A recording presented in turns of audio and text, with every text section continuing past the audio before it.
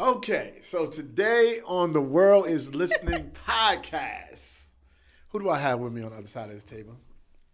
Tell the world your name. Oh my gosh. My name is Keisha Lovely Austin. And everybody calls her Lovely. So where are you from, Miss Lovely? Oh my goodness. I am from Sanford, North Carolina. Okay. That is about 45 minutes to an hour from here. Just born and raised there. Stayed there. I didn't move around a lot. As a youngster, a few places we lived, but mainly, yeah. Born and raised. Graduated high school and everything there. Okay. So what brought you to Greensboro? Oh my God, it was not a straight shot. Okay. I moved a lot of different places before I end up here. So, oh my gosh. I was a Rolling Stone.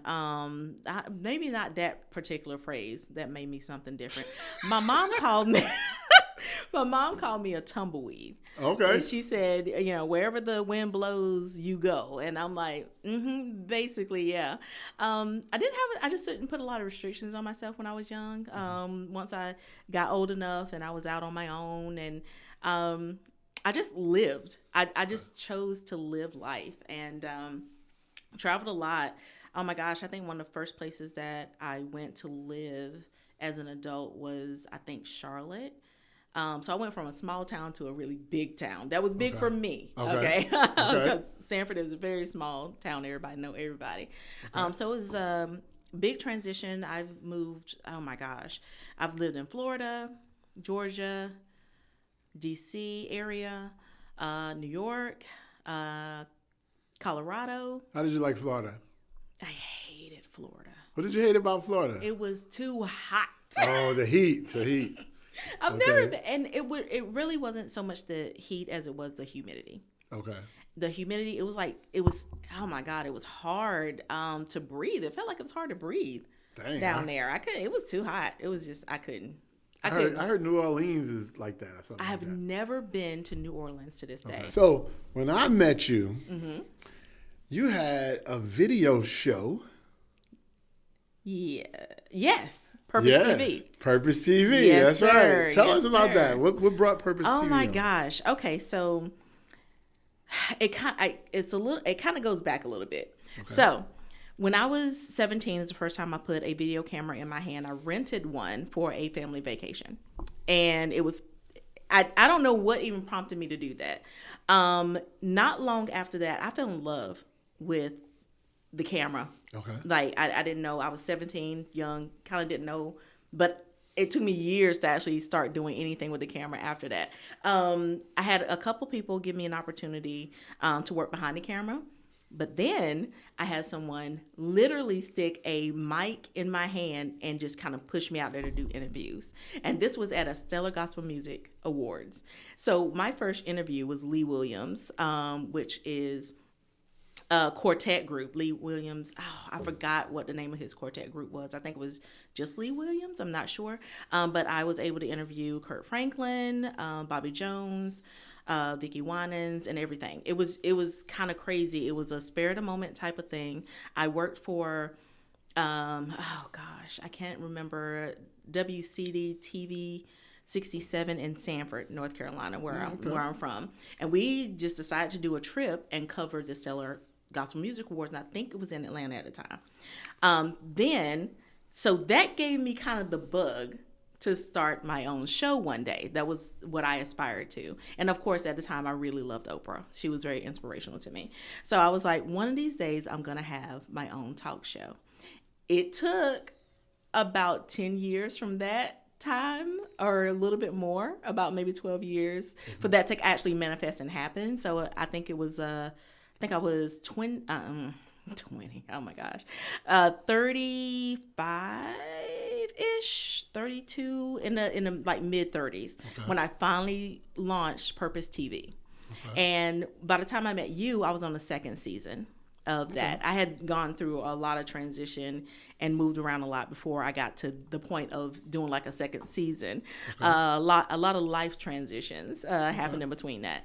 But yeah, But you went on. Yeah, I did. To do a magazine. Yes. And a radio show. radio station, then radio show, and then a radio station. Yes. So what brought those ideas? Oh my gosh. Where to start? Okay, so let me start with this. This is the transition. This is kind of how things kind of progressed. It started with Purpose TV. The person that was doing the editing and producing or the production of the show, I watched them do the whole process, and I fell in love with editing. Okay. And that prompted Purpose. At first, again, Purpose TV, went to Purpose Productions. Then I started Purpose Photography. Then it went to the magazine side of it. But I started and stopped the magazine part, a few times because, again, I kept restarting my life and moving. So that kind of stopped the consistency part of everything that I was doing. I kind of had to keep starting over. But then let me see. Okay, so some years happened between that to get me up to the point of coming to Greensboro. I went from Colorado Springs to Greensboro. When I got here, I decided to try to continue. I mean, I'm in a new city. I think I lived here when I was little for a really, really short time, but that was about it. So nobody knew me here. So I came here. I decided to start a show to kind of get my name out there and just kind of proceed from there with Purpose Productions. Then I kind of relaunched Purpose TV here. Started with that. Then a couple of years later, I had a friend of mine that had Smack City Radio. Shout out to DJ Rio. Yeah, he owned that station. It was an online station, and it was a really good station. A lot of locals was on it and everything. It was really cool. And I hit him up one day and I said, look, you should bring back that old school, like Quiet Storm type of radio show. And he was like, you should do it. And I was like, no. I'm just giving you a suggestion. He was like, no, I think you should do it. I'm like, maybe I should. At first I was like, no. And then he was like, I was like, okay. So I thought about it and I said, okay. So that started Sensual Seductions. Okay. And from Sensual Seductions, how I had to go to that to tell you how I created the radio station. So his station went on hiatus. Something went down and they just went on hiatus, and I fell in love with doing Sensual Seductions. I fell in love with doing the show because it was kind of like my alter ego, a side of myself that most people, don't see or experience at all. So it was kind of like that outlet for me. Okay. So I didn't want to stop it. So I was trying to figure out what platforms that I could use to continue the show. And then I said, well, what all will it take for me to create my own online radio station? And I started looking into it, seeing what was out there. I didn't really know much about online radio at the time. And in my research, I said, I think I can actually do this. And I had a moment with myself where I was like, okay, are we really doing this? Or am I really going to put the work in to make this happen? Because it was a completely different thing for me. It was like going back to school. I didn't know anything about radio programming or anything. And it was a lot. And I had one more moment with myself where I said, all right, are we doing this or not? Because if we're doing it, you're not going to complain. You're going to put the work in and you're going to get it done. I talk to myself like that. I get it. Or are you just going to let it go? Like, just be honest with, and I said, yes, I'm going to do it. And it was a lot of work, but that's when Onyx Urban Radio was founded. And then I was able to obviously continue Sensual Seductions on that station, and it's still going to this day. So nice. I really love, yes. Nice. I think, when did I start that? 2021 or 2020 or 2021, I think, is when I started Onyx Urban Radio. So you had an award show? Oh gosh. So a couple years after that, my first award show it's Onyx Urban Media Awards. So it really was a way to honor and pay homage to the people who have put the work in that play on the station. That was the biggest thing right there. There had to be somebody that was playing on the station, because I only play indie artists, and Onyx Urban Radio is still going on to this day. I only play indie artists on the station. And I felt like in most circumstances, they would not be honored. You see what I'm saying? They won't be recognized for the hard work, that they put in. So I decided to create an avenue for that. And I'm one of those people, I don't like to complain about what we don't have. If it's in my power to do, I'm going to create my own table. I'm not going to wait for the table to be created or complain about there not being a table. Right. I'm going to make the table. So I created the table. It was a lot of work, and I was going through so much at the time. Literally, was going through a sudden separation at the time. And also was about to go through a surgery. Yeah, it was a lot that was happening at the time that people didn't know about. So let's go deep real quick. Let's go deep. Let's go deep. Let's go. Because we know that the world is listening. Right? Uh-huh. We're going to give them a little something to listen to. Let's go deep. Let's go. Tell us. All right, let's see. Oh, God. And you can always say, Like, I'm going to pass on that or pass whatever. on that. Okay. So tell us what it felt like to get married and suddenly have this bad breakup. Let me say this, and this is, I put it out there, so, it is what it is. That was my fourth marriage. I got married when I was 18. I almost hit you with the Kevin Hart. Damn! I can't stay married. I don't know what the word. I know. Okay. Trust me when I tell you, I hate saying that, but it's my story. And it's okay. It's my story. It might be the fifth one that be the right one. Never know. Fifth one's the try. Fifth, sixth. Who's counting? Oh my God. I do hate it. But again, it's my story. So I got married when I was 18.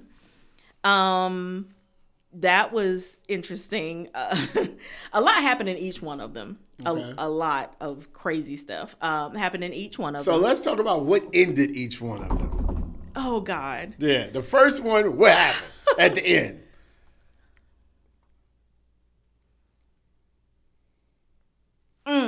Go ahead and say it. What happened? The first marriage ended because of what?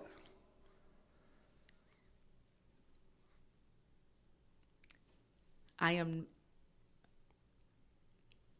am not going to spill the beans on that yet. I want to. So that meant it ended because of you. No. It ended because of him? Okay, so the second It's a lot of things happen. All right, so the second marriage ended because of what? Second one ended because of severe cheating. Severe cheating. On your side of the table or his side? Oh, his. The third marriage ended because of what? Domestic violence. Whoo! We don't like domestic violence. We don't like that. The fourth marriage ended because of what? Because he said, oh, Lord. What did he say? What did he say? He said, What did he say? I'm sorry. I'm sorry to put this out there. Get it to me. He said, verbatim, I'm not man enough to be married to you. He said, everybody loves you, and I can't compete with that. Wow. And I was shocked. I didn't see it coming. At the time, again, I was planning the award show. I was going to bed late, getting up early, had to work a regular job. I just, when you're busy, you can't see that other things is happening that you weren't aware of. There was no conversation. There was no, I'm not happy. There was nothing. It was like all of a sudden, the marriage that I thought was a good marriage was literally over. It was like rip a Band-Aid off. I was like, you couldn't tell So it wasn't me. no we got some Let's issues. not work about it. Right. And let's work It some was stuff not- out. It was just, look, it's over. Right. He apologized. Wow. He literally said, I apologize for wasting your time. Wow. He said that. He said right in front of my daughter. So it's not like, Wow. and I wouldn't lie on him like that. So Now that's deep. yeah. I was wonder. shocked. I wonder what he thought of that made him think this is not for me. I think because we knew each other from high school. Like we've known each other for a really long time. Right. I think that what he wanted was the person that he knew. old and, you. Yeah, he wanted that person. He wanted the high school you. Yeah. And he was thinking that's what it was, but y'all have grown We'd grown a lot. and been through so many things. And the thing that I thought he was like my biggest supporter, biggest cheerleader. Right. But that ended up being the thing that tore us apart. He said, I don't want to do counseling because you're not going to change. And I don't feel like it's fair for me to ask you to do that. Wow. You have always been that since we've been together this time. I was the one thinking that it could be different, and it was his fault. He said it's my fault for thinking. So when y'all first reconnected, he did not see the go-getter. Yeah, He didn't see the person doing it. He completely saw it. So I don't know. I was like, why did you marry? Right. If you saw something you didn't think was right I to didn't marry. change. You I didn't change at all. That's what I'm saying. I made it very clear. So him. is this what we call the imposter syndrome, where the person says, "I'm going to play along to get along"? Ooh, it seemed that way, and I think that I feel like he bit off more than he can chew. Okay. And I wish he would have told me before he got to the point where he was like, I don't want to be married anymore. Right. I'm not sure what would have happened. We can go through hypotheticals all day. Right. But I would have loved the courtesy of him at least telling me that he wasn't happy before saying I want a divorce. And I was like, am I that bad of a person? Like, it's just like, no, it's not. It's not you. It's everything. It's the whole life. Right. It's the whole life. I think he just wanted to have that, come home from work, regular life. Right. Just sit on the couch and watch TV and go to bed type of life. And that wasn't me. So let me ask you this. Do you like your life? I love my life. Okay. I am trying to change things to where I'm not so busy, though. Oh. Yes. So- I am tired. So you are changing some things that he wanted you to change. What's funny? Yes, actually. Wow. It's crazy because they talk about that type of stuff. Yeah. You meet somebody who don't cook, and then next thing you know, you be like, it's over because you don't cook. And then they start cooking with the next relationship. Right. It's like, why you ain't cook when you had that marriage going on? Yeah. I mean, I honestly don't know what happened. I go through this whole thing almost at least once or twice a year. I ask myself, where do you see your life going? I do an assessment with myself. And right before I turned 50 last year. Right before then, I had Welcome same. to the 50s Club. Man, I love it Throw here. it up. Throw it I up. love it here. Oh my God, I love it being 50. Golly. I was like, I don't know why I love it so much, but I do. I had a moment and I said, okay, what do you want? This is a pivotal age here. What do you want the rest of your life to look like? Okay. And it was not the hustle. The hustle was dying. Okay. I was like, okay, whoa. Honestly, when you have these moments with yourself, you have to be really, really honest. Right. And sometimes you can be so busy that you don't check in with yourself and you realize that some things are starting to actually change in you. And that's really what it was for me. I was like, oh my gosh, I saw my entire life being different from what it is now. And when I saw that, I said, Okay. Wow. So let's deep dive on that. Yeah. So when an entrepreneur, because that's what you are, Yes. says, I'm tired of the hustle and bustle, the go get it, the do this, do this, do that. Yeah. What comes to mind when you say, I need to do this so that I'm stable and I'm also able to do whatever I want to do? Exactly. Have you come up with that thing? Yes. Okay. I have. Literally everything. The only thing that I'm still doing now that I've given up a lot of the business as we know it now. Okay. As you even know. Magazine, Right. done. And it was the time I was getting the cover, y'all. I know. I almost had the cover.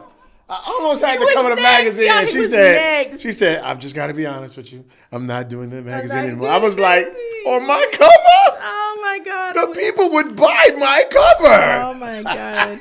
I'm so sorry. That was going to be the lit episode. You hear me? Me holding the Save the Arts Award like, bam, Rasheem Kilo Pew. You know what I'm saying? Yeah, it's okay. It's okay. All right, you know. I hated that. Like, I had to be. It was hard. This was hard for me because I love doing a magazine. I love doing photography. I love doing videography. It's the core of me. I never thought that I would give those things up completely. And there's a part of me that I really want to say it's not a complete done. The magazine for now definitely is a complete done. I don't know if I'm going to ever get back to it. Right. The photography and videography, honestly, I would still do, but not in the way that I was doing it before. Okay. It would be for a company or a person. I don't want to do it as to have clients. Okay. I'm done. I'm done with clients. But I'm willing to let that completely go. Tell us about your worst client. The worst client ever. You don't have to say a name. Just give us the episode. What happened? The client said, I trust your process and do whatever you want with this video. Right. And I did that. Right. And they didn't like it. And they said, can this just, okay. I can't say that was my worst. Okay. I don't have bad clients. I've never had a bad client. Okay. I've had annoying clients before. I've had nitpicky clients. But so that added up. It compounded. Yes. Okay. But my thing is, please don't tell a person to do whatever they want and then you have a problem. In my mind, if you have a problem with what they came up with, then you had an idea in your mind already. You should have just told the person what you wanted instead of coming, you know what I'm saying? And all of that is with the photography. I gave up on wedding photography years ago. One of the last weddings, like not the last one, I did my last one not that long ago for a favor for a friend. Okay. But before that, I was swearing off of wedding photography. Especially wedding photography, but photography, when it comes down to more than one, more than two, like when it comes down to like families, it's almost impossible to get everybody to look right on a picture. Right. Somebody's always going to be looking off. Somebody's going to have their finger up the nose. Somebody's going to, going to be cross-eyed. Somebody's going to be smiling when you're not supposed to be smiling. Somebody's going to be not smiling when it's so hard.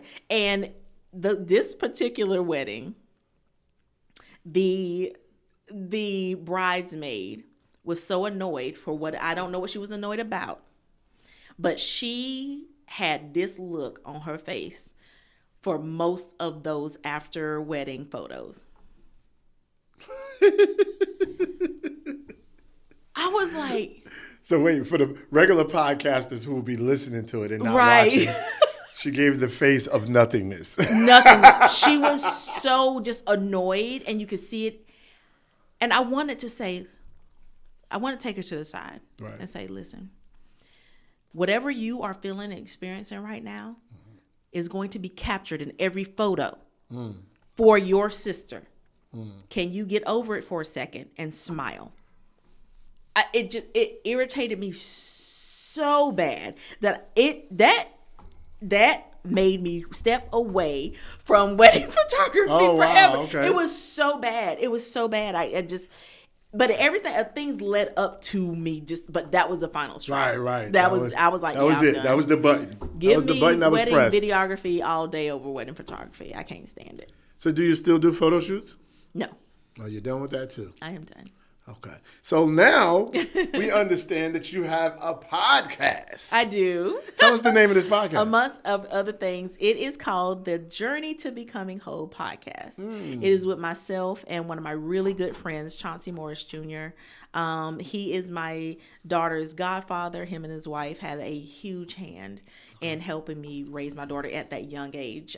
She was, keeping her while I was working, and we just grew the biggest bond, and they're like family to me now. I love them so much. So tell me about that niche, the journey to becoming whole. Tell me about that. So, like I was saying about the whole changing after like that moment at 50, right before 50, what do I want the rest of my life to look like? I saw myself helping people in areas of healing. And that started me on this whole journey of healing and getting everything together to help with that with people. So with that, I started Kalea Ashe Holistic Wellness. Okay. And that basically is going to expand to a lot of different things. But at this moment, we all know that the world is crazy right now. There's a lot of people hurting. Kalea Ashe at this moment is basically where people can either call me or do a video call or Zoom or whatever, and literally vent or whatever they want to talk about. Because right now, we have people are very sensitive. Their feelings get hurt really easily. People get offended very easily. And there can be things that you can say on social media, because a lot of people are using social media to vent. Right. And it can cost you your job. It could cost you people looking at you differently. Whatever. There can be a consequence to what you post on social media. What I am offering is, instead of venting on social media, you vent because you got to get it out. Right. Holding it in is going to be worse. Right. So they call me or Zoom me, and they get everything out that they want to say. It's that service. Now, on top of that, I can offer guided meditation sessions with them to help calm down and ground them. But that's extra. That 30-minute thing is, you can say whatever you want to say. I'm not going to judge you. I am not going to say you're wrong. I'm just a person that is listening and with an empathetic ear, no judgment, and you can feel safe in saying what you want to say to me. It is contractual. I cannot share what is 1,000% confidential. The only caveat, though, is that if you do talk about harming someone else or yourself, I do have to reach out for other means and help with that. But other than that, that's where it's starting. It's like a therapist type of thing going on. It is along those lines, yes. Okay. Yes. Just not legally therapist. Exactly, no. Gotcha. I am not trained, certified. Right now I'm going through some certifications, but no, not therapists, not yet. If I feel led to go down that road, I'll then go through the proper credentials and schooling, whatever I have to do to become that. Right. But right now, no. So tell me about these native feathers you got going on here. Okay. I don't know what it is, but I'm getting more drawn to feathers. Okay. I don't know if it's because of my, Native American background, Blackfoot Indian tribe background or not. You just said it. Thing. I don't know if it's that. I don't know. I mean, it's right there. You just named the tribe, and there it is. I don't know. I'm assuming that it has to do with that. I don't know. I'm just feeling led in a lot of things that I do now. Okay. Yeah. So in this safe space right here, the world is listening podcast. Exactly. Just me and you and the entire world. And the world. Is there something you like to get out? That's a good question. I think the only thing that I would like to get out is I want people to, if they are really seeking healing and being better within themselves, everything starts with them. Looking outside of yourself is not going to answer anything. Literally looking anywhere outside of yourself. You cannot control other people. You cannot control their reactions. The only control that you have is within yourself. How you react to what people do, how you react to what people say. That is your choice. I used to say, what is that saying? I match energy. And something dawned on me. It was like, really? So you are allowing other people to have control over your emotions? That's what that really means. Right. Even though it sounds good. I match your energy. You want to act ignorant, I'm going to get ignorant too. Okay, so that means that person has control. That's right. Over you and your emotions. And I think we need to actually think about what that means. A lot of people are allowing life to happen to them, and they don't realize that you have more control over your life than you realize. Right. That we are creators, and whatever we put our attention to, our thoughts to the most, we literally manifest that without even realizing that's what we're doing. So we have to be conscious of our thoughts, not letting our thoughts just run away, and just whatever negative thought comes in your mind, you have the ability to just replace that thought with another thought. Right. I've created Becoming Whole. That's a community where we healing over there. You know, I do videos, and we're going to be doing guided meditation sessions as a group. It's just going to grow from there. So that's really the community side of what I'm doing now. But yeah, so I have that going on, and I just want to put that message out there to the world. That's the only thing that I can really, and if people can just mind their business, people care too much about what other people are doing. If whatever other people are doing with their lives, if that is affecting you, you need to look at yourself. How is what somebody else doing affecting you? Now, when you say that, when you say people need to mind your business, give me an example. Somebody recently sent me some videos of people and their view on saying God versus the universe, and how it was the other one was how she used to say the universe and now she says God, and blah blah blah. I said to that person, I responded in saying, why are you sending me this? Why do you care? If this person wants to say God or over the universe, or say universe over God, I don't care. What I got to do with that? You know, I don't care. Like, whatever other people choose to do with their lives, as long as it's not affecting me directly, I do not care. And people, what you eat don't make me.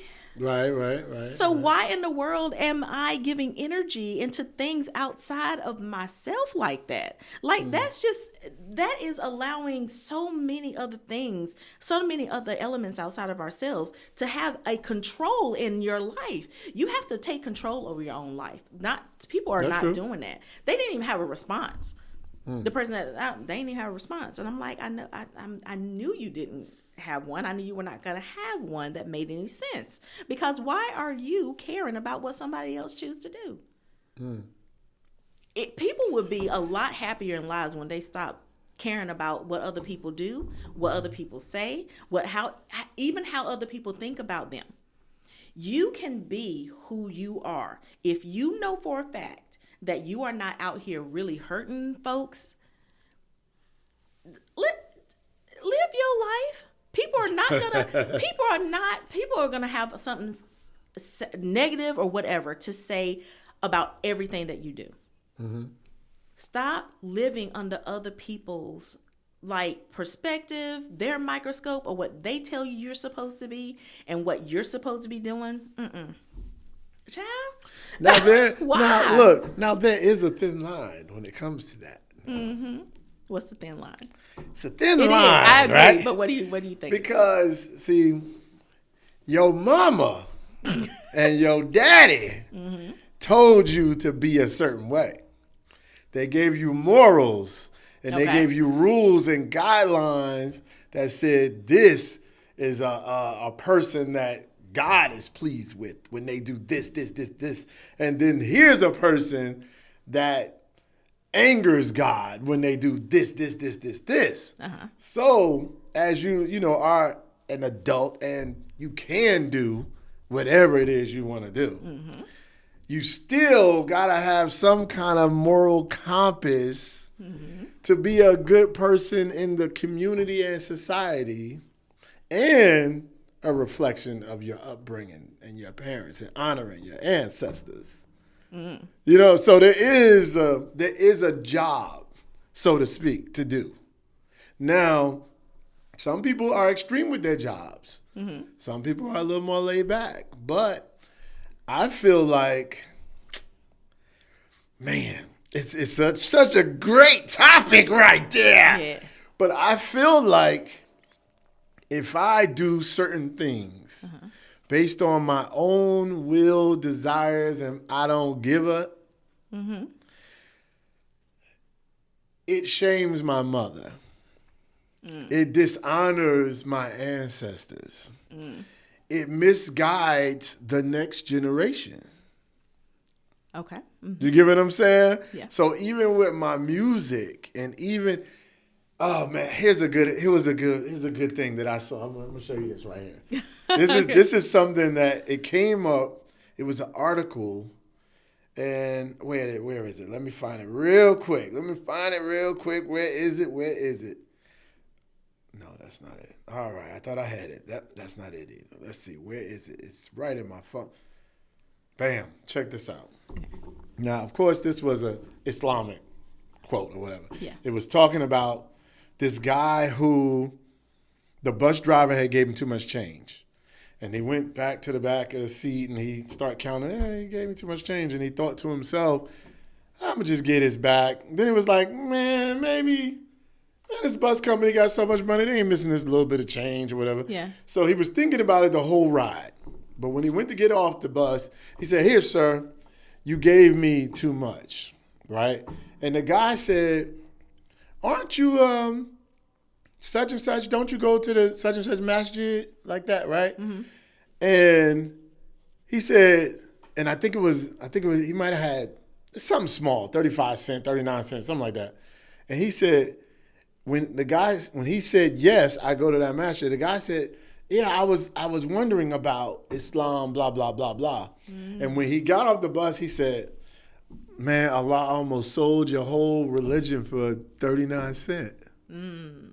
I wouldn't even had that conversation. But listen, here's the quote. Check this out.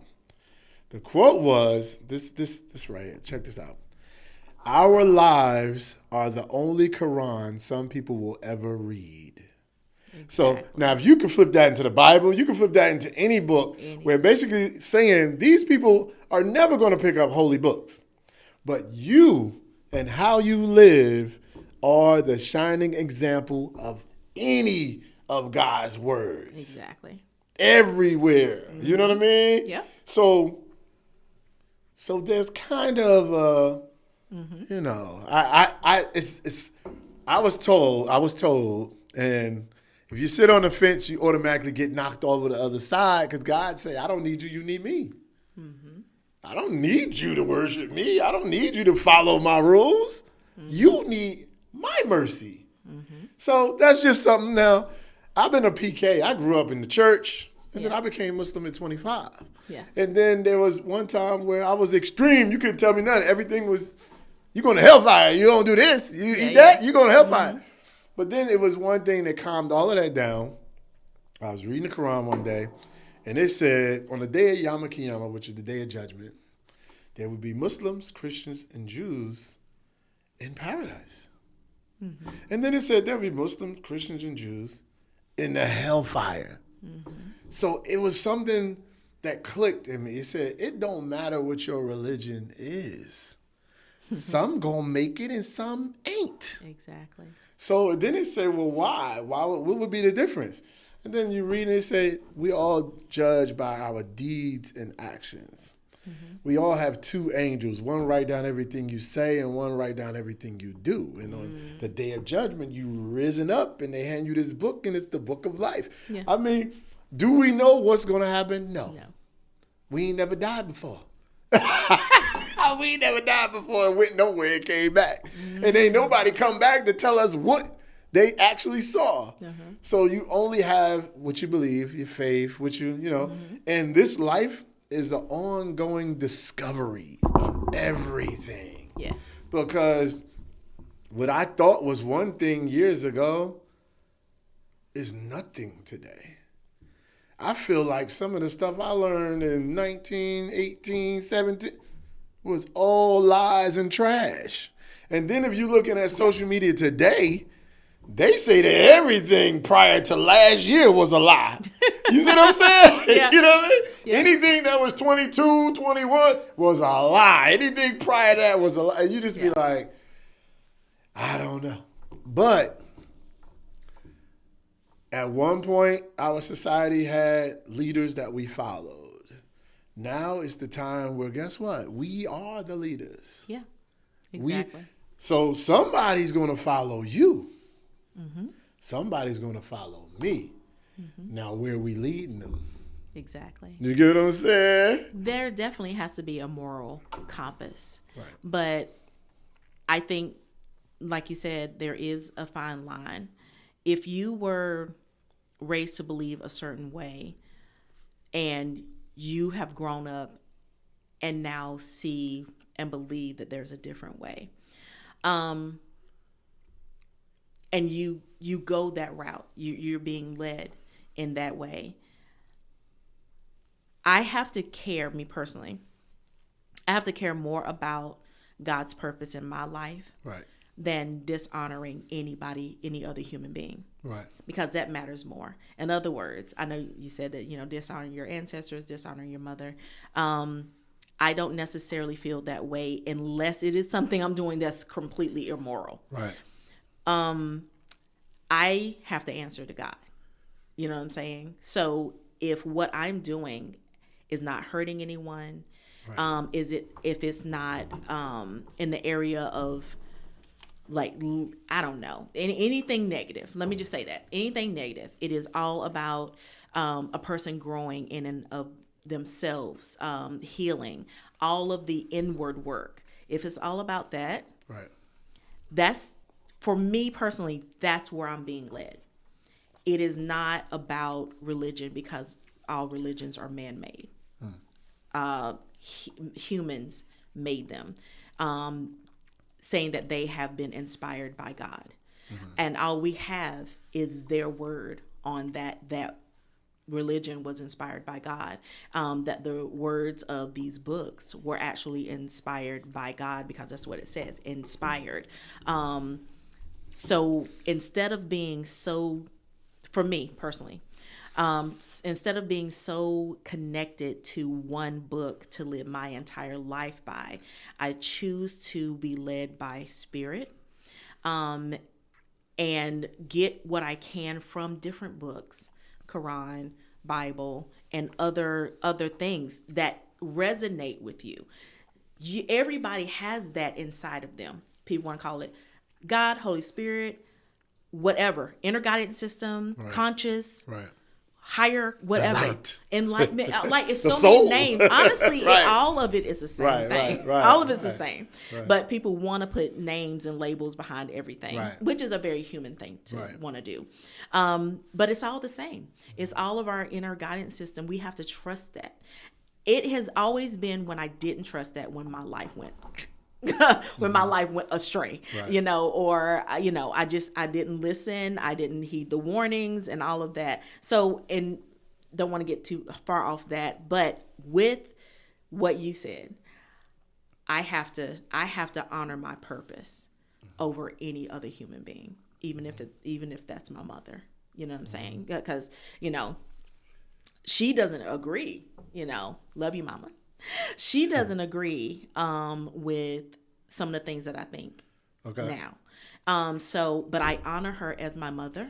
Right. I try not to do anything to dishonor her, but at the end of the day, I know that this is my life to lead. I don't do anything with the intention of dishonoring her. Mm-hmm. It's not like, man, but my mama, I'm gonna do that now. You know what I'm saying? She is not the driving force of any decision that I make. I make decisions now, especially now, based off where I feel my life is going and where I'm being led. And I have to be authentic and true to that more than anything else. Okay, well, I have one statement on that. Okay. The definition of love is the love from mother to child. That's the definition of love? That's the definition of love. Okay. What real love is. Because that's real the unconditional love. Oh, no. Unconditional love. I don't think that's an automatic, though. Oh, but wait, check it out. Let me go deeper. Paradise lies at the foot of the mother. Ever heard that statement? No. Woo! It gets deep out here in these streets. It gets deep. Uh-huh. Paradise lies at the foot of the mother. The respect and the honor that you have for the mother can get you into paradise faster than your deeds can. It's deep. And of course, that's a part of religion, of course. Yeah. So, but the one thing that I do love and respect is that we all evolve constantly. Constantly. Your yesterday is not your today, and your today will not be your tomorrow. Exactly. So we respect everybody where they at. Yeah. And say, may your journey be great as these lifelines on these tables. Because it's not a full circle. There's no full circle here. Yeah. Because it's still going. It's still winding and winding. Yes. Yeah. So and that's a beautiful thing about life. Okay, so now let me go to some randomness. Okay. What's the most you ever won on a scratch off? I'm trying to remember the last time I actually played a scratch off. Dang, so you're not a scratch off winner. I am not, yeah. Dang. I'm not a gambler. Have you ever won lottery? No. I don't think I've ever played, I don't want to say ever, I'm sorry. I think I probably played the lottery maybe 3 times in my entire life. Have you ever won big in a casino? No. I've only betted $10 in a casino, and I got that back, and then I lost it, and I stopped. That was it. That was it. I'm not a gambler. I'm not a gambler. I'm not a gambler. I have no desire. That is it. I'm not a gambler. No gambling going on at this table. Yeah. What is your best cereal? My favorite. Ooh. Can I say adult and child? Like the difference? Do I have to choose one? Sure.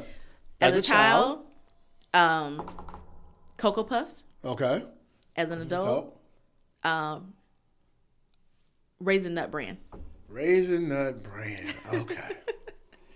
Okay. All right, wait, let me get it. Your favorite toy growing up? Barbie. Which Barbie? I didn't have a favorite. I had several. We had like a lot of Barbie dolls. Like that was me and my sister's thing. It was just me and her growing up, and that was our Barbies was our thing. So I didn't have a favorite. Back then they didn't. I'm old, so back then I don't remember even the name of the Barbies. We just had a Barbie and we named them whatever. Have you collected any antique? No. You have nothing from the past.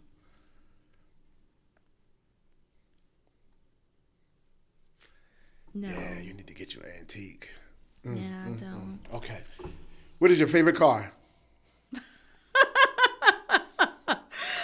Oh my God.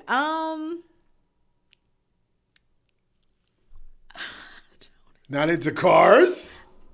Not like that. No. Not at all? Not like that. So it doesn't matter what the car is. You drive anything. Not necessary. Yeah. Pinto. For the most part.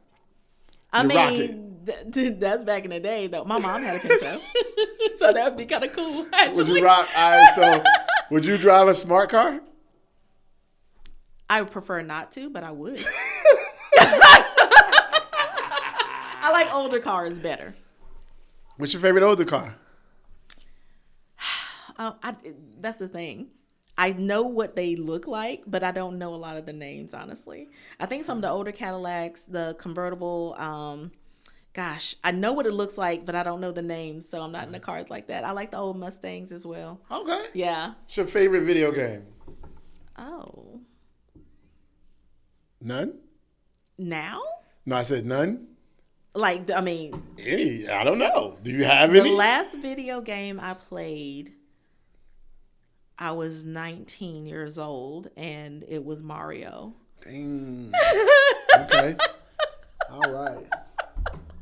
Okay. What is your favorite meal to cook that people say that girl could cook that? Taco soup. Taco soup? Yeah. What is taco soup? How is it a taco if you ain't no taco shell involved? How is it a taco soup? That's just beef soup. Like, what is that? Taco soup. I ain't never heard of taco. Oh my God. Is that because you put all the stuff that's on a taco in the soup? Oh gosh. Tomatoes, peppers, cheese. Well, you can. Yeah. What is taco soup? It's almost like kind of like a dip. You can use it as these dips. Something you put with chips. Like it's just a warm dip. You can either eat it with chips, like tortilla chips, or over rice. Sometimes I cook it over rice. Taco soup. It's really good. Every time I cook it and somebody have it, they're like, "Oh my God!" They say that's the best thing you could cook. Well, it's not the best, but it's the one that I get the most yes over. Yes. On a relaxing day, what is the best thing to do on a relaxing day?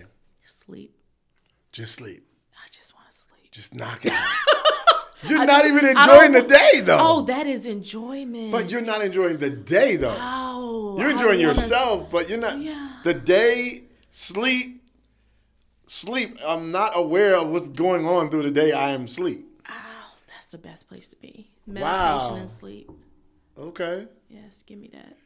Tell me about meditation, right? You mentioned meditation. You mentioned health. Okay, what exactly do you expect to get from meditating?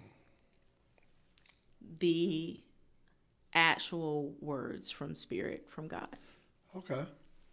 This is a thing, the difference, in my view, between prayer and meditation. I was a licensed minister when I was 27 years old. I preached my initial sermon. Okay. The thing that was most impressed upon me during that time, one of the two things was relationship with God over literally everything else. And prayer. People will kneel down, and that's what most of us are taught. Get on our knees, we talk to God, and then we say amen, we get up and go about our day. But we forget to leave space for God to talk back. To me, that's what meditation is. You are sitting there, you're quieting your mind. Not only is it good for you and your mental, and I'm not saying that God is going to say something or Spirit is going to say anything in that moment, but you in and of itself, quieting your mind down is so good for your mental headspace. We are always thinking about something. We need to give ourselves time to think of nothing. And in that space, the most amazing things can be revealed to you. That has been the biggest thing. That's when I hear the most. When I shut up, stop talking, running my mouth, and stop talking with my thoughts. And I hear the most amazing things. It's beautiful. Okay. It's beautiful. That's a good thing. A lot of people think that meditation is only like You heard some voice that said, today, taco soup. It's going down. I'm making some taco soup. No, that's my thoughts. That's definitely my thoughts. Like, taco soup sound real good today. But yeah, I think it's beautiful. A lot of people think that it's like an Asian religion, like Hindu or whatever. Even though a lot of people, a lot of emphasis is on that in those religions. Right. Meditation just is stopping thought. That's all it is. It's not religious based. Let me ask you this. Let's go deep. Let's deep dive. All right, let's go. What is life like being a black woman?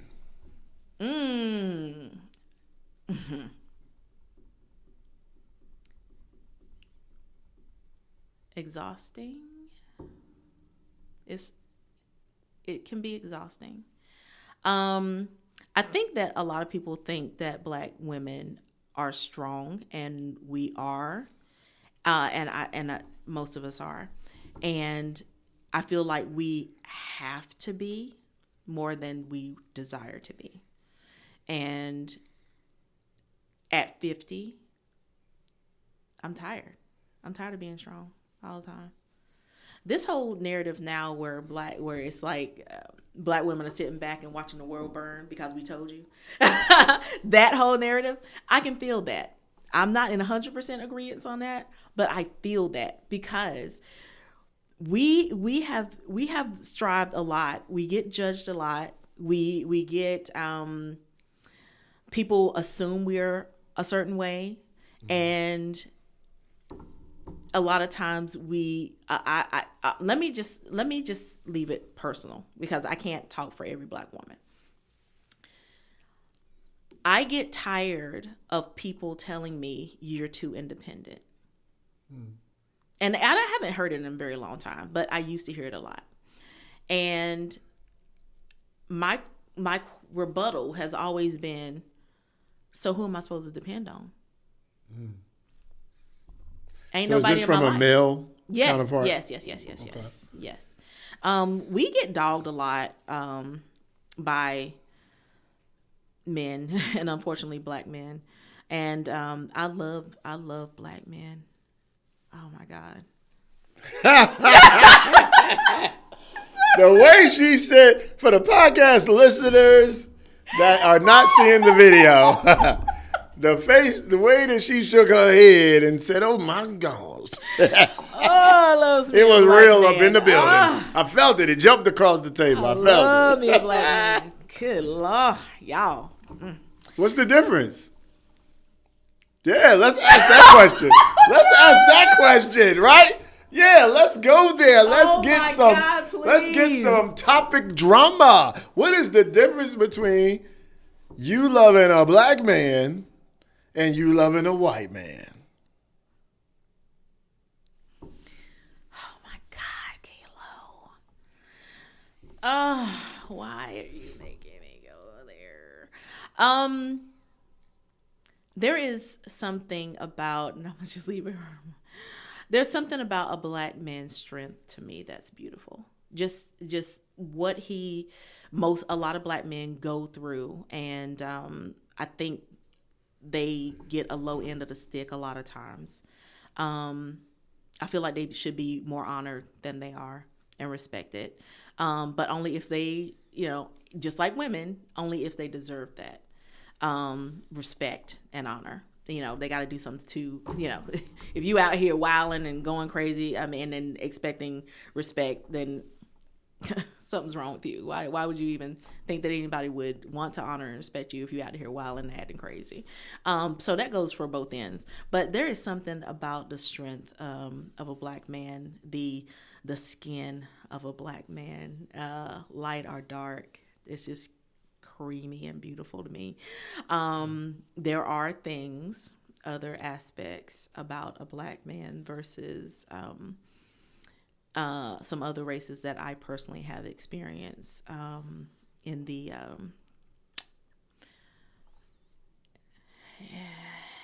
lower region. I'm trying to be. So wait, they have things for that now. I'm not talking. They have things called the pump. Okay, wait, I'm not the pump. No, I am not. This is not what I don't mean girth or length. Okay. I mean hardness. Believe it or not. Hardness? Mm-hmm. Okay, so let me ask you this. Mm-hmm.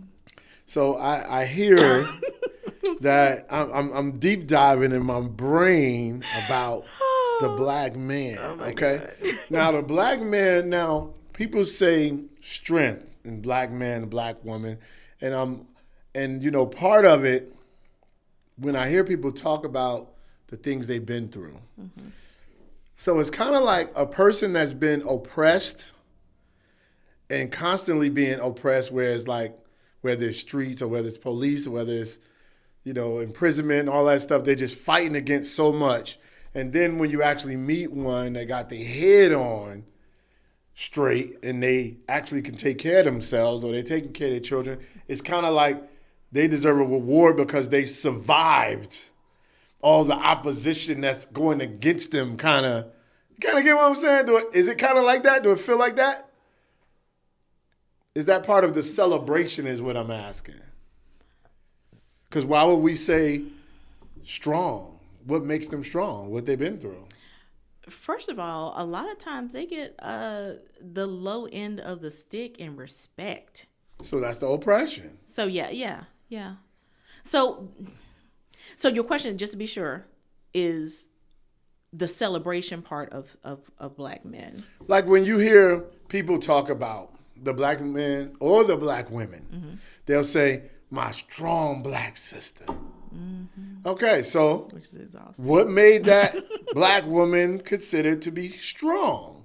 It's because she overcame some things. Yeah. So it's kind of like one of those things where it's like she has 9 times out of 10, because everybody's life is different, but 9 times out of 10, this particular woman, black woman or black man, has been through way more than this white or Asian or Indian or, you know, people from overseas, all of UK counterparts. Yeah. So when you actually see one succeed or doing okay for themselves, it's kind of like, do your thing, sister. Do your thing, king. I see you. Yeah. It's like a celebration because you know what they're up against so much. I would hope that it's a celebration.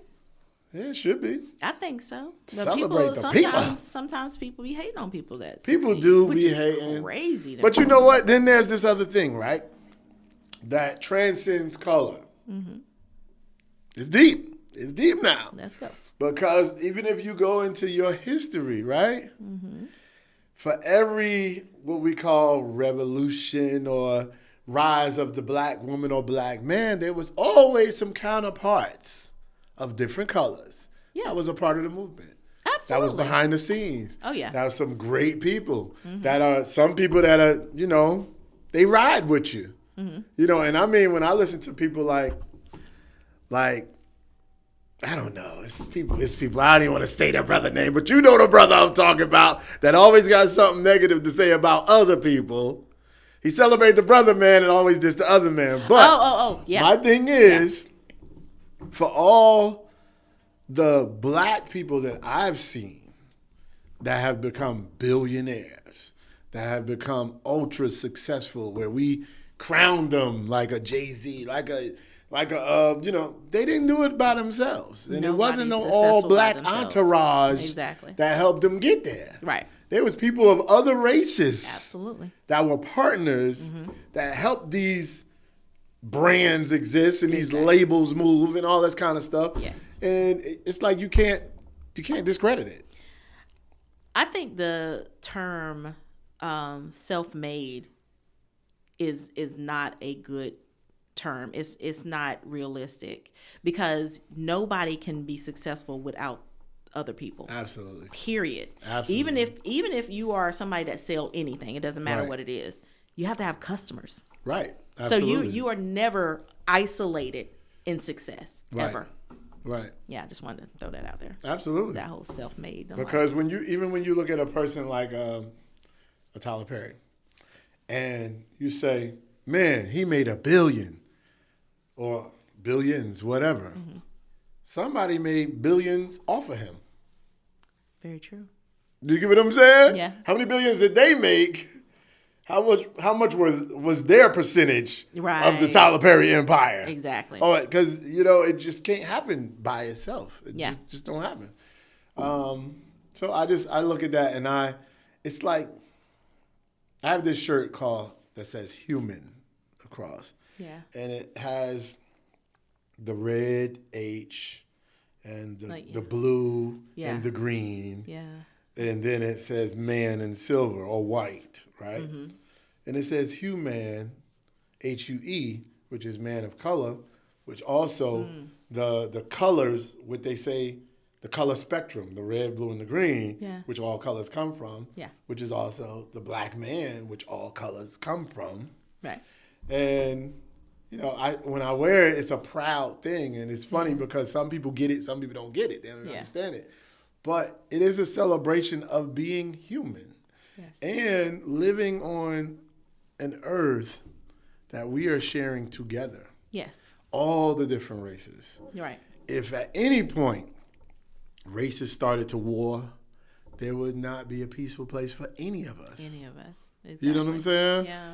And so it's something to say about decency and about morals. Exactly. And good people with good conduct that when they see trash in front of your house, I got it, buddy. Yeah. Thanks. Hey, I cut my grass. I'm going to just cut yours too. I noticed yours getting tall and you ain't been home. I just cut it for you. Yeah. Thanks, man. I saw you on the camera. Thanks, man. I was trying to say things, but you couldn't hear me because the lawnmower was on. You know what I'm saying? But, you know, that kind of thing, as you get older, it's like it's evolution of self. Yeah, exactly. It's evolution of self. Boom. You know what I'm saying? Just like that. So let me ask you this. So you have the podcast right now. Mm-hmm. What else do you have coming? What else you got cooking? Because you brewing something over here. Everything right now is directed toward the Becoming Whole community. I'm building that. Kalea Ashe, Holistic Wellness. Where did that name come from? Kalea. Kalea actually is a variant of my name. Okay. That's where Kalea came from. Okay. Yeah. I was like doing a little search and I was Kalea like, what can I name? What can I name? You know, Mm-hmm. and it came up with that as a suggestion. And I said, "Ooh, that works. It. Yeah, that works. I just fell in love with it, so I just went with it. Sense. Right now I am taking taking classes right now to get my certification in spiritual life coach. Okay. It came in a bundle certification. So these other two, one is like an energy healer, and the other one is actually a hypnotherapist. Hypnotherapist. Yes, I don't hypnotizing people. Listen, I need you to pay my bills on Wednesday. Pay it. Oh my God. Look, I don't know what to expect. I haven't even touched that one yet, but it was a part of a bundle. So I said, I don't know if I'm going to go into that actually as like a service or anything, but I am very interested. That sounds very interested. Yeah. That sounds scary though. It does sound scary. I'm very interested. You know, let me tell you something. Man. Let me tell you something. When you start dealing with the doggone souls and spirits and stuff, you start opening portals. Yeah. That, you know. You have to be aware. Yeah. You have to be spiritually strong. And people wonder why I don't go to stuff. I'm very isolated because I know that I have to be not only mentally, but emotionally and spiritually strong in this area that I'm going in right now. Right. So I am doing a lot of work on myself, spending a lot of time on myself, reading, researching, doing a lot of inward work, doing a lot of meditation. I'm doing a lot of inward work right now. And I also want to say this, and this is not something that I kind of aspired to do, but I saw it, I read about it, and I said, I think I'm actually going to go for this. I am now an ordained minister, meaning I am able to marry and funeralize people and the whole nine, like I have my whole ordination and everything. Wow. I'm clergy now. Okay. I can't even say air quotes. I really am clergy now. I have my all my credentials for that. Let me ask you this. This is a funny question right here. This is about to be funny. Is there like why do you have to have, and this is for everybody, so some people could be in the comments and answer this. Why do you have to have a license or anything to minister the people? And the question is there minister police out here? Like, is there somebody going to come up while you in the middle of telling them, hey, hold up. You ain't even licensed to say that. Yeah. Okay, so honestly, the answer is no. Essentially, if you want to say that you're a minister and you out here ministering and you ain't under any type of church body or anything, nobody can challenge you on no level, huh? Yeah, you just who gonna stop you? Who gonna stop? Ain't nobody gonna stop so you. No, you know what I'm saying? Like, no policing the minister stuff. Exactly. No, it's not. Now it only becomes a thing when you're trying to marry somebody. That's when it really is. When you're trying to get a check. Well, not only that. Well, yeah, that too. But you cannot not be legally ordained and marry somebody by the law. Like when you put your John Hancock on there, you're saying that you are a legal minister. If it comes up to challenge and you don't have your credentials in order, that marriage is not valid. Now that's a good question. You don't spark something else with that one. You done turned up the notch. All right, so. Oh, my God. You said if you don't have your credentials, then it's not legally bonding. So what happened to the concept of God being the initial bond of a marriage? To where it's. Now, we know legally, like, for instance, they have Islamic marriages. They have marriages that are not filed, but they're still married under whatever their faith is. Yeah. So what are we going by? What's the most? I mean, we know clearly in America is not acknowledging certain things without papers, especially when it comes to splitting and dividing things up. You know what I'm saying? But what do you prefer as the? I mean, especially like you, you done did like 4 or 5 times. I mean, your next one about to be spiritual. Man. You ain't about to be on paper no more. Listen, you know what? I don't.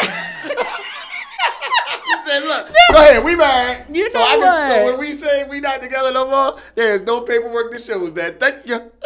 You know what? Because on that last one, I was like, dude, we was whole married. You had like we were just dating or something, and be like, I don't want to do this no more. Like, nigga, we gotta go through a whole divorce process. Hold on. Are you kidding me? Hold on. So look, all right, we're gonna go deep real quick. Oh my God. So, do you feel? Oh wow. Used? No, I don't. You don't feel like the last one? Now, when I say used, somebody married you, got all access to the heart, to the tacos, to the loving, to the. They got the staring up at the stars conversations. Yeah. They got the everything, the Tubi movies, the pillow talks, the birthday cakes, the walks, we gonna lose weight together conversations, and then you just say it's over. It's like, hold up. I just gave you carte blanche. All access to all levels of me. Yeah. Levels, stuff that people don't even know, my secrets and everything. Yeah. You don't feel used? No, I don't feel used. Because I think that his heart was in the right place in the beginning. I don't think. Did he feel used?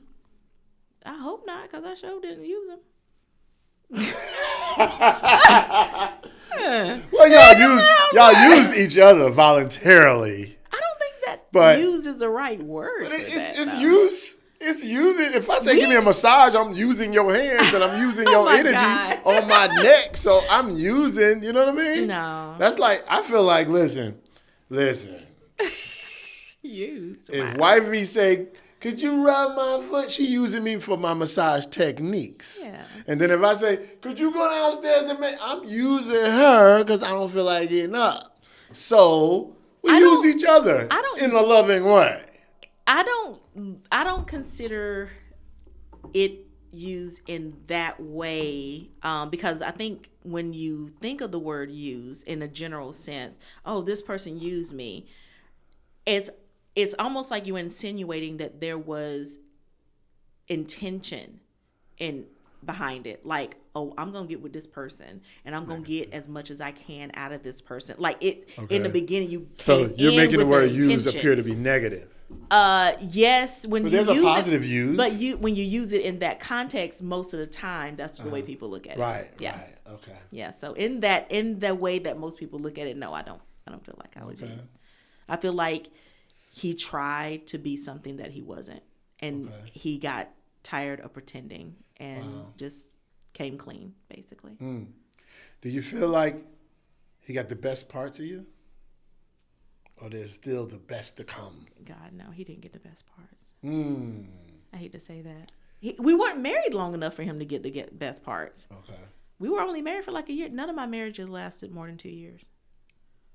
Dang. I know. I don't even know why. That's not even like, that's like heavy dating. That ain't like real marriage. Exactly. Because marriage, you got to go through some things. Exactly. You got to go through some ups and downs and still stick around. Exactly. You know what I mean? Yeah. You got to be like, I done saw you in, but I forget you. You get over some humps. Yeah. I think that's why the marriages that last the longest are the marriages that get through some things. Go over the humps. Some forgiving, some I'm still mad at you for that time, but I'm still with you. Hold the hand. You know, I think love is, man, it's like that. It's kind of like a lock. Yeah. It starts out this small and timid, then they fuse together and get stronger and stronger. Yeah. You know what I mean? Yeah. And over time, they're long and strong. Yeah. It's like the marriage. There's nothing like a person choosing every day not to give up on another person. Talk that talk. 'Cause I think that's beautiful. I'm telling you. People are so easy to give up. Let me you know tell what I'm you saying? But if you something. really love somebody, I think you but I don't know. There is a compatibility thing as well. If you at this age, one of the biggest things that I've learned is there has to be Lord, I can't talk. Compatibility. Right. Love, and making a decision to continue to love the person no matter the changes. All of that has to align. So people have to know who they are and where they're going in life. Then you choose a person. Because if the one things that I've noticed, and I feel like, there's been times where I felt like my time was wasted, but it really wasn't. I learned a lot. But in there's a few things that I've learned where I say, okay, I'm not going to do this anymore. I'm not going to choose somebody that does this anymore. Like everything about life, no matter what category, what it is, no one goes through anything for no reason. Right. Everybody goes through something for a reason, and we have to find out what that reason is. And if we don't find out what that reason is, we're going to go through it again, and we're going to keep going through it until we learn the lesson. There's a lesson in it. There is always a growth potential in that. But if you don't get like, oh, that was the lesson I was supposed to learn. Absolutely. If you don't get that, it's a cycle. There are things we are supposed to learn in this life cycle. And if we don't, you know what I'm saying? But anyway, I've digressed. That's real. That's real. I've digressed. But I would say, like, I would never. Okay, so I'm going to get a little bit personal. Go ahead. Get to it. Get deep. Go deep. I would never marry a person or be with a person. I'm sorry. Let's start there. I would never be with a person that's not happy. Mm-hmm. If you're not happy with your life, then how you can't, if you're not happy with yourself, you're not happy with your life, what can you give me? Mm. I'm not looking for anything financial. I'm not looking for anything outward. If you're not happy within yourself, there's a problem that you need to work on before you come involving me in your life. I'm not doing it. I've gone through that before. I was with a person for 3 years. I was like, are you, every now and again you have those deep conversations like, are you happy with life? Do you know where you're going? The answer was no, I'm not happy with my life. No, I don't know where I'm going. And we were together for over 3 years. And at the end of those 3 years, when it didn't work out, he just immediately went back to somebody that he was with before me. The familiar place. And I'm like, okay, I mean, we ain't together no more, so right. It is what it is. But they didn't require no growth. Right. True. And I was like, is that who you really wanted the whole time? You know what I'm saying? And that's just one example. So that's what I learned out of that one. Mm-hmm. Next one was, I was with a person who never got divorced legally. Okay. They've not been with a person for many years, but they never legally got divorced. And to this day, they're still not legally divorced, and they're just been in a relationship after No, they don't even know where the ex is, the one that they're married to. They don't know where their wife is to this day, and they are still going in from relationship to relationship to relationship. Still, I'm like, do these people know that you're still married still? Yeah. I'm never going to go through that again. Something actually happens in life. And I told him, I was like, look, dude, it's bothering me that you are still legally married. You know what I mean? Yeah, y'all ain't seen each other forever. You don't even know where they are. That still doesn't negate the fact that you are still legally married. At some point. They can't stand each other. So it's not like there's anything there. Right. But dude, go through the doggone process.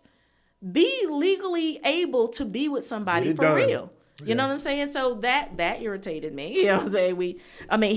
He's still like a really good friend of mine, but still, that was one of the angst in our relationship. Mm-hmm. So there's things in life that you just go through that makes you make a determination on what to do next. At least you're supposed to. You have to make an assessment. You have to take the time, for one, after a relationship, to heal. And you have to take the time to assess what happened. Just do an overview. It might hurt. Just do it. Just go through the process. Like, people don't want to go through the process. A lot of people want to get out of a relationship and hurry up and get into another relationship. Worst thing that you can do. Because you're not ready. Right. You have to go through that process. You have to almost detox from that person and able to really be able to go on and move on. When me and my last husband broke up, I went through so much emotionally because I knew physically I couldn't, because I had a surgery. We broke up technically at the end of September. The award show was in October 15th. I had a surgery on November 4th. So all of this What kind of surgery did you have? I had a total hysterectomy. Oh, okay. I was almost bleeding out every month. Wow. With my cycle. I was losing way too much blood. It got to the point where I almost couldn't go anywhere because a blood clot would come out of me that was so big it'd start running down my legs. Wow. I was going through it at that time. And it was a lot. So I knew to heal, I had to be okay enough mentally and emotionally, because all that matters in healing. Physical healing, right. All of that matters. So I had to kind of put off until I was at a better physical state, right, to deal with the emotional side. So I had to, it's hard, but I knew I had to, because if I allowed myself to really think about what I was going through at that time and just be sad and grieving, that I knew my body would respond in a negative way and I would not have healed properly. I know that. I knew that with all my soul. I knew it. So I had to put it off. Then I did. And I said, I'm not going through this process very easily. I'm struggling because I've gone through, I forgive people. I'm not saying it's easy for me to forgive, but it ain't hard. It ain't hard for me to forgive people, because I do like to take my own emotions and feelings out of a situation and look at what actually happened, right, and then say, okay, so this happened, blah, blah, blah, da, da, da. I do a whole assessment in my head. But this one was taking me a little bit longer. and I didn't like that I was struggling. And so I got a therapist. Okay. And I think people should really consider that. Mm-hmm. If you are struggling with getting over something, please go if you can. And therapy is expensive. I know. That's also a reason why I do what I do. At least you can vent. Like, I ain't got no kind of credentials to try to give you no life, some real therapy. Right. But you do need to get things out. Therapy is very, very, very good that you are able to get out and have them give you some suggestions on what you can do. Are you healed? Heal. Oh, my God, yes. I did so much work. Yeah. I worked so deep. Hard. All right, so wait. Hold on. We just opened a whole nother can of worms here. You are probably the first person that I've asked, are you healed? And you said yes. Yes. Because a lot of people I'm not saying in every single area now. No, but for the most part, yes. Just leave it there. Yes. Just leave it there. Yes. Because a lot of people that I talk to will say, I'm healing from this. I'm healing from that. I'm healing from that. And I sometimes just ask, at what point are you healed? Can't be healing forever. Right. You know what I'm saying? People, you got to do the work. The work is hard. Come on, somebody. The work is hard. Yes, it is so hard because you have to be honest with yourself. If you messed up, you got to be honest with that. Right. If you didn't mess up and the other person did, you still got to be honest with being honest is one of the hardest things for most people to do. Real honesty. Right. Real honesty is hard. And so you have to look at yourself in the mirror. Sometimes that hurts. Sometimes people start the process and then they'll be like, this is too hard and stop. Right. So that's why a lot of times people will say, I'm healing, but they're putting it off. Right. Prolonging the situation. They're prolonging the situation. So for the fifth husband that is out there in the world, oh my God. Right? Yeah. He wants to know, are you dating now? No. So so number 5. Number 5, this is your time. Okay, tell him where he can find you. Oh. That's right. Give him that. What you mean? He need to be able to contact you. How can he follow you? Tell the people where they can find you. Okay. I am on social media. Listen, okay, it is Love Lee. Love space Lee. When people try to find me, they say Lovely. Lovely, like lovely. But it's Lovely. And let me tell you why. Like Lee jeans. Right. Okay, that's a whole nother. Listen, I'm gonna say this because I'm sorry, I didn't mean to sidebar, but I want to say this real quick. I have heard people say, when you keep your husband's last name, that means you still got feelings. No. Okay. So that's the husband's last name? Austin is my ex-husband's last name. Okay. I'm not going to change it if I get married again. Okay. Let me tell you why I'm keeping it. Why? Because, let me say this. My first name is Keisha. Okay. My middle name is Lovette. Okay. Lovette. Right. My maiden last name is Lee. That's where Love Lee. I took the L-Y off of Love. Right. Lovette. I'm sorry. No, I'll say L-Y. The T-T-E off of Lovette, my middle name. Okay. And added my maiden last name into my middle name. Okay. And then my last name is Austin. The reason why I'm breaking that down is because when you that was a name change. Okay. It wasn't just a last name change. It was a middle name change. You are supposed to actually go through legal means to do that. Okay. I did not. Now, let me tell you how I got away with it. When I did my social security and I named it Keisha Love Lee Austin. Didn't have a problem. Actually, I found out that they don't really care what you say your name is on your social security card. I didn't think that was possible, but whatever. I found that out in that process. When I got to change my driver's license and I was supposed to get the real ID, because that's when that was starting to have to start getting that done, the real ID. The guy at the counter said, did you get legal things, like the legalities done to change your middle name to this? I said, no. And he was like, yeah, it's okay. We'll go ahead. So you just snitched on him. I did. I did. I ain't saying where this was. I ain't saying what the guy name is. Right. But he bypassed that process for me. Okay. If I change my name back, it's going to be a problem. Because my middle name wasn't changed the way it was supposed to, going through the legal channels that it was supposed to be changed. Okay. I got that done. I got my passport. All my business legal stuff is in Keisha Lovely Alston. Everything is now Keisha Lovely Alston.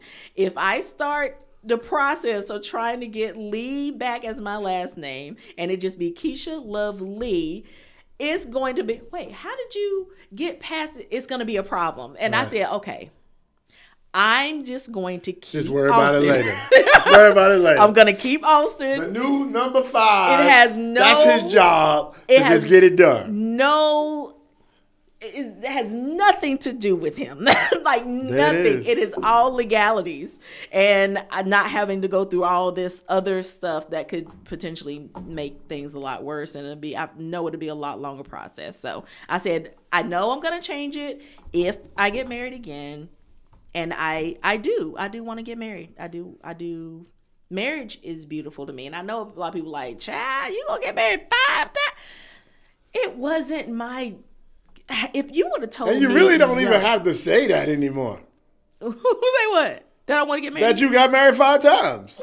You control that whole narrative. You just told me in the beginning that you don't really care about what people say, what they do. And all. Right. So you don't ever have to say that I don't have anymore. to say it. But the reason why You can tell him, the number 5, yeah, I was married before. But the whole world, you didn't get to tell that. Let me tell you why. Oh, you like to tell them. You like people to know you're experienced. No. You're experienced. No, that ain't why. The reason why I don't mind telling Watch the world, out for the girls' tacos, okay? Oh, my God. I mean, I've been asked to be married a few times, but... Oh, wow. Okay. Yeah. You just a marriage flower, ain't you? Okay, look. This is the thing. Ever since I was young, I've always wanted to be a wife. Okay. I've always wanted to be a wife.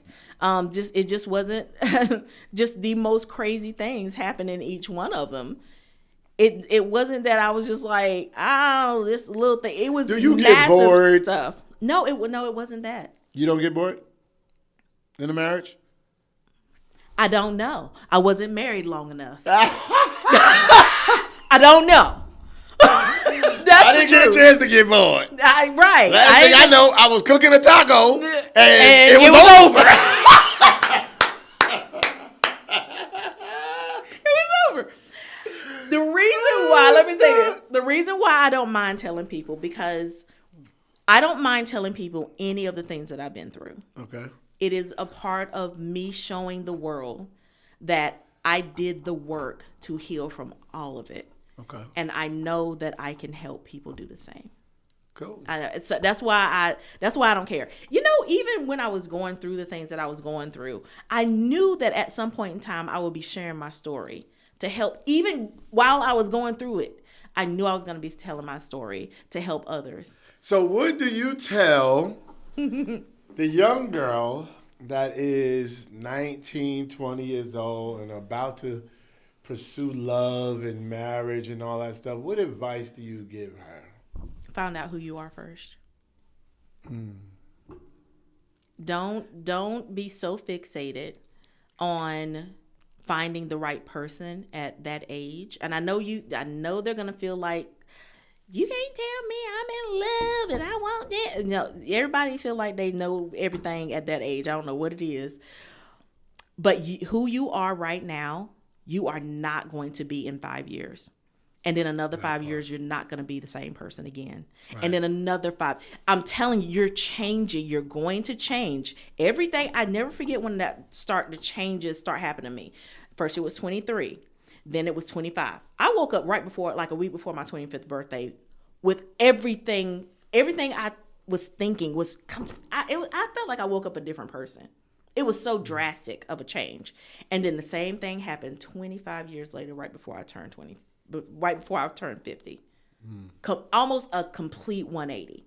So I would say you're okay to find love. And I'm not saying that you can't at that age. I'm not saying that you can't. But I am saying that if you are going to go that route, make sure that you're with somebody that is going to commit to loving you through your changes and you commit to loving them through theirs. Period. And if you cannot commit to loving them through their changes, don't marry them.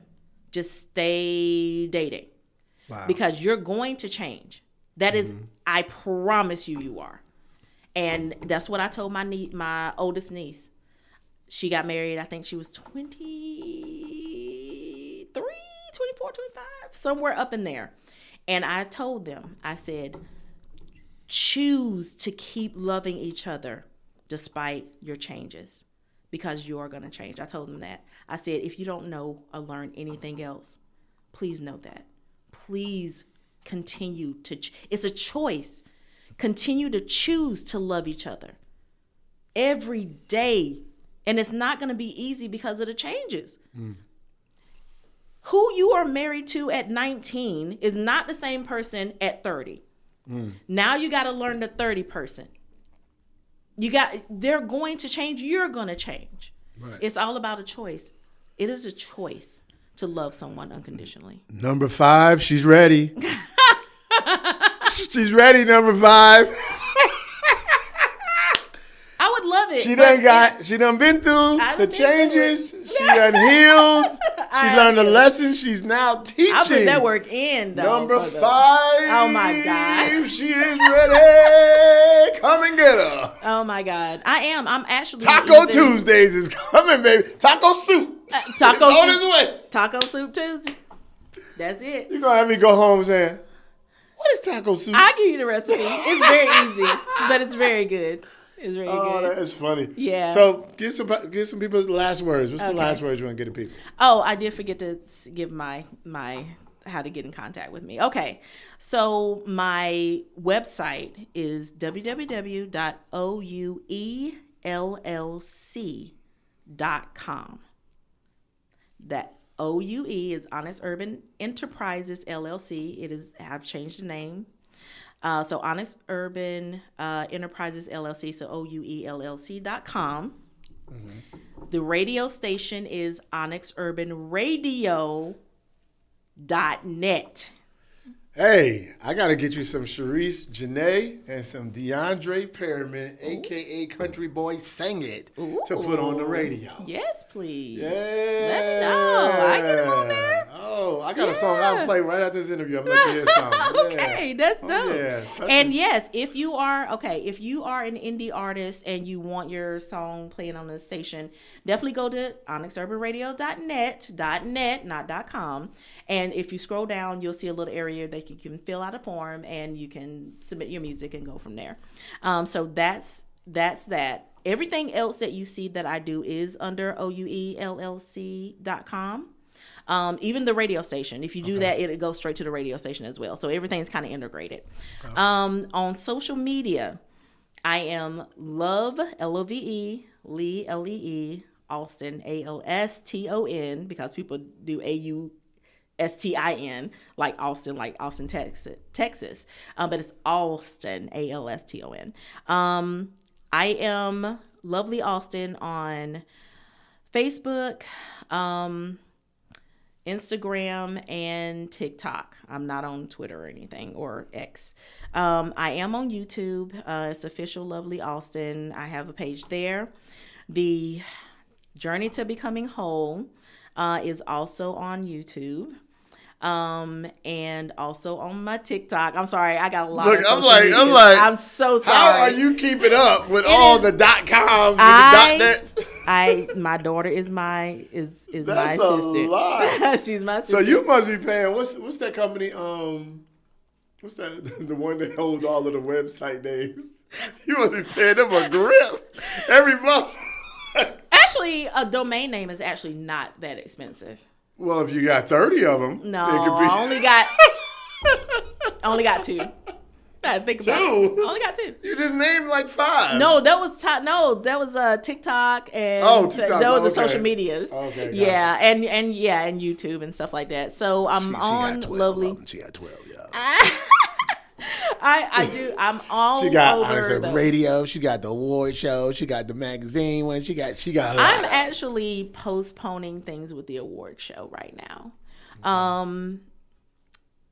It's a lot of reasons why. But that's okay. You gotta do things when you can do things. Like I got Save the Arts Awards. Yeah, it's brewing right now. Yeah. How long has it been since the last one? Woo! Has it been a long 2013 was the last one. Oh my gosh, that's been a long time. But we had. Do another one? But one thing as a nonprofit organization,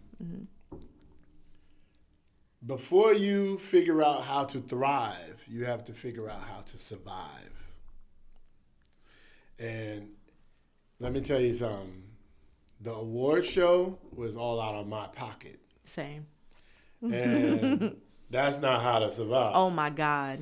That was NBA Save the Arts look good. One of the reasons. But Save the Arts wasn't standing on its own too. So taking a couple years to create films and put movies out and to actually get a grant, our first grant we got a couple years ago. Very good. That's what it's about. That's what a nonprofit is. Like it's supposed to be out of pocket profit. Exactly. You know what I'm saying? A no profit for your out of pocket. You know what I'm saying? Thanks. It's supposed to be, hey, you created this organization that's here to help people, help the community, but it has to grow its own legs to stand. Does. Yeah. Like the Girl Scouts, I mean, where would they be without the cookies? Yeah. And the uniforms and the badges that people pay for. Yeah, that's true. I mean, people have to, pay into the thing for it to survive.